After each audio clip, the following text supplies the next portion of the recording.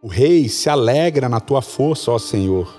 Como é grande a sua exultação pelas vitórias que lhe dás. Tu lhe concedeste o desejo do seu coração e não lhe rejeitaste o pedido dos seus lábios. O Salmo 21 é mais um desses salmos chamados salmos reais.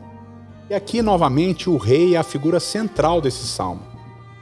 O Salmo 21 ele tem uma estrutura muito simples se a gente levar em conta as terminações pronominais.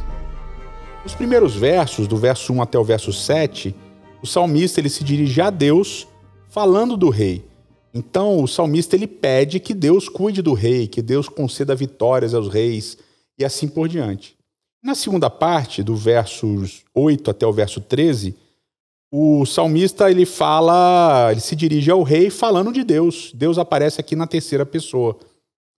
É muito interessante se a gente considerar essa estrutura, porque a ideia de que na primeira parte o salmista ele está falando com Deus sobre o rei, e na segunda parte é como se o salmista assumisse aquela metáfora muito comum na Bíblia hebraica de que Deus é o rei de Israel.